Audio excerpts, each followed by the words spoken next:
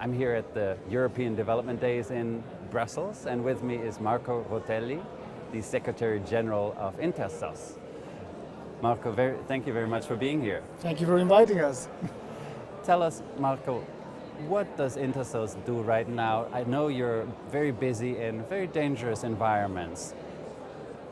What do you see as trends there for aid organization like yours working in those very difficult, dangerous circumstances? Well, Intersos is working effectively in unfortunately dangerous countries, Somalia, Afghanistan, in this moment even Mali, Mauritania, Sudan, South Sudan, these kind of countries where challenges, the humanitarian normal challenges are coupled with the risks for the staff, for the assets of the organizations, and for the beneficiaries, of course. What we are trying to do is we have tried to change completely our approach to the security management that we had in the organization, which was a sort of structural way of coping with the insecurity, trying to mainstream a concept, a mindset of security management, rather a risk management probably, into the organization, facing all kind of activities and sectors in where we're working. So how does that look really? Well, it's something that is part from the, let's say, induction to the staff, is absolutely included in all the other components, administrative program parts of the job, with sort of blueprint, if you want to call it, on risk management, in understanding exactly what are the risks you might face, what are the actual threats, and how you can cope, trying to find appropriate mitigation measures, for instance, to reduce the risks and so the exposure. And so in that way is trying to find ways to deliver aid rather than reduce and constrict the organization out of the dangerous areas. And how did you develop that plan, and how are you keeping it up to date with constantly changing circumstances? Well, we have been forced. We haven't looked for it spontaneously. It was like insecurity is growing in a number of countries where we are working. So we have been facing the need to deliver aid. Simultaneously, you need to raise up your security management. It's as simple as that. Basically, we've been in a way forced to look at it. So what are some of the blueprints that you used to create your plan? Was it a UN document? Was it the Red Cross strategy? What can other organizations in the field use to create their own strategies? Well, what we are trying to do in this moment, as many other organizations do, is to take all the kind of information we have, even from the UN, from the European institutions, from partners, from peers organizations, from the beneficiaries and so on, and to put everything, let's say, every kind of information into a sort of logical concept. We call it the comprehensive planning process, in order to develop and to logically study information we have. The results normally are coming out from a sort of matrix and help us to understand the actual risks. It almost seems as if NGO security is a whole new job category. Would you agree? Well, it's a cross-cutting issues, to use a jargon. It's something that it is emerging. It's like what was accountability a few years ago, and then became something normal for NGOs. Gender, the concept of gender, putting security into the practice of an NGO is like keeping in mind the gender issues.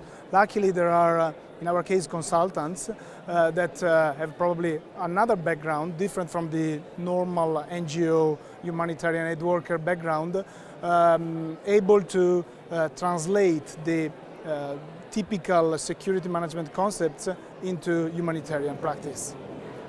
So how is that reflected in staffing? Do you have someone dedicated to security issues, or how within the organization are you changing the structure to reflect this greater focus on security? Well, for us, it's a process. So we are changing, let's say, over the years.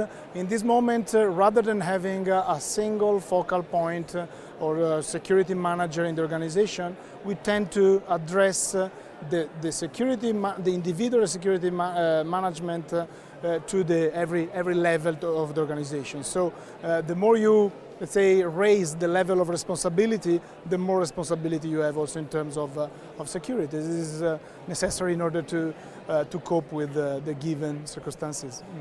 Let's talk about one of those circumstances, which is Mogadishu. I understand you're actually on the ground there right now. Mm-hmm. Tell us how your operation is organized. Well, Mogadishu, Somalia, in a way, is where the organization was established 20 years ago. So it's an environment that we feel, where we feel pretty familiar, in a way, comfortable to work with. We have excellent relations with a number of actors in the country, local actors, and we have been, let's say, witnessing all the changes that Somalia has been facing. In this moment, of course, despite the fact that security management is probably at the highest level in the organization, we are still able to go out to deliver aid practically and physically onto the ground. Mogadishu nowadays, unfortunately, today basically is a secured city compared to a few years ago, but it's still an extremely volatile environment. So risks are there. The main issues is to understand whether the enormous amount of IDPs and people in movement is in condition to cope with the situation. And this is something that organization as Intersos are trying to do with a deep, in-depth monitoring of the conditions of the IDPs in order then to select the kind of aid, if you want, we can deliver in order to avoid overlapping with other actors and particularly to target the most urgent needs. And you say you're still able to deliver aid. Other organizations maybe are not as fortunate, and certainly we can imagine in other countries situations where actually the security needs hamper the ability to deliver crucial assistance. What would you recommend to organizations to do in such cases? Well, unfortunately, there are cases in this moment where organizations are unable to, let's say, directly deliver aid in the old concept, if you want. Even in Somalia, when we were forced to work in what we call normally the remote control, we in Intersos, we felt we were actually not in remote control, we were in sort of national or local control.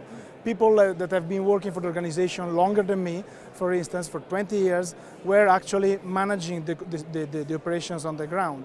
In our way of thinking or interpreting the reality, that wasn't sort of remoteness. It was an actual and real control.